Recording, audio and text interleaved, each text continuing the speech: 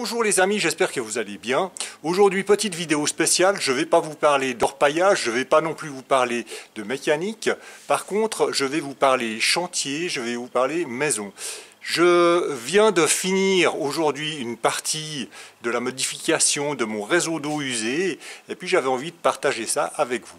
Donc, dernièrement, j'ai dû refaire une partie de mon réseau d'eau usée parce que je voulais en fait pouvoir connecter cette partie de la maison avec la deuxième partie de la maison qui se trouve ici, et j'avais prévu de faire justement mon réseau d'eau usée pour cette nouvelle partie de la maison qui venait ici et qui venait ensuite passer par la route. Pour des problèmes techniques, j'ai pas pu utiliser cette option là, donc j'ai dû repasser à l'intérieur du bâtiment. J'ai dû faire recasser la dalle ici par une entreprise de maçonnerie parce que j'avais pas le temps de le faire moi-même, et j'ai dû refaire toute l'implantation de mes tuyaux qui devaient passer en fait par l'extérieur de la maison. Donc ici vous avez 4 tuyaux en 80 mm qui servent à faire traverser les eaux de pluie depuis l'autre côté de la maison pour venir ensuite dans ce collecteur là, repartir ensuite dans un tube en 160 et traverser ce qui était à l'époque la cuisine et une douche et toilette. Ici vous avez les eaux usées, enfin les futures eaux usées justement de la nouvelle partie du bâtiment qui devaient justement aussi passer par la route, qui vont également repasser par ce qui était la cuisine et la salle de bain. Donc là j'ai les eaux vannes, là j'ai les eaux grises, ce qui me permet de séparer les deux et de pouvoir éviter des remontées d'odeur si par exemple un lavabo désiphonne. Et bien comme ça, comme les deux réseaux sont séparés, j'ai pas besoin j'ai moins de risque d'avoir de problème d'odeur. Ici vous avez les tubes, les descentes des toilettes et de certains appareils qui vont se trouver dans les étages avec les adductions d'eau. Vous avez là l'amenée d'eau principale qui est en 26 mm pour tout ce qui sera cuisine et une deuxième salle de bain.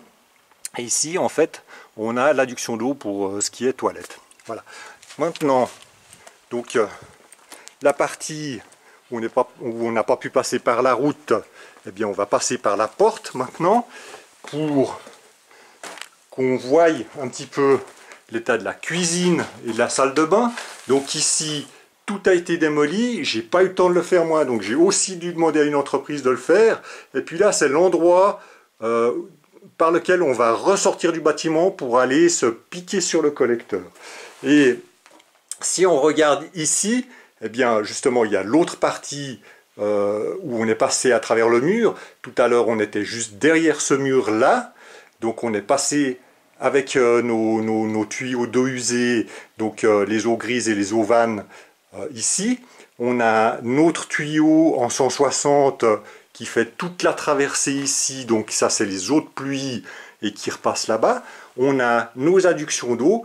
Ici on a une réservation d'eau pour tout ce qui sera salle de bain, cuisine, parce que de ce côté-là, je vais faire une petite salle de bain, et de ce côté-là, je vais faire une cuisine avec un petit coin à manger, donc avec toutes les évacuations qui sont déjà en attente à cet endroit-là. Le tuyau ici, pour justement ce qui était prévu en attente pour la suite des travaux pour les étages. Et maintenant, on va aller voir ce qui se passe de l'autre côté de ce trou. De l'autre côté de ce trou, eh bien, on arrive ici, dans ce qu'on pourrait appeler une espèce de local technique. Donc, les eaux grises, les eaux vannes passent ici, passent sous ce regard ici, et viennent en fait dans celui-ci. Je ne vais pas ouvrir parce que c'est pas spécialement intéressant. On a nos eaux de pluie qui viennent donc avec le tube de 160 ici et qui ressortent là et qui passent ensuite directement dans les eaux vannes qui sont branché directement sur le collecteur communal.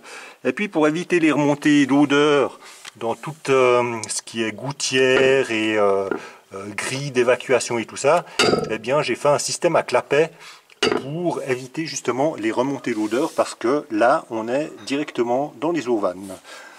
Ensuite, pour les eaux grises, eh bien j'ai un système siphoïde qui permet justement, même si les lavabos ou les éviers se dessiphonnent, de ne pas avoir d'odeur, parce que à cet endroit-là, eh bien justement, j'ai pas d'odeur qui peuvent remonter grâce au siphon que j'ai là. Donc là, c'est les eaux grises. Et ici maintenant, j'ai aussi ces tubes d'adduction d'eau en 26 qui sont également en attente, avec le conducteur d'eau en dessous, l'alimentation de mes toilettes pour la durée du chantier, et puis aussi un système de purge qui se trouve ici pour purger ensuite tout le circuit. Voilà, donc de cette façon là, ça me permet d'avoir le réseau en séparatif, et puis je suis en attente pour, si jamais la commune une fois se met en séparatif, j'ai pas besoin de modifier mon réseau parce que je suis déjà pris. Voilà, donc j'espère que cette petite introduction à mon chantier vous a plu, vous a peut-être donné aussi envie de continuer à regarder mes vidéos. Et si tout ça vous intéresse, eh ben je vous invite à appuyer sur le bouton abonnez-vous, sans oublier d'appuyer sur la petite cloche pour suivre les prochaines vidéos que je mettrai en ligne. Et je vous dis à bientôt. Salut!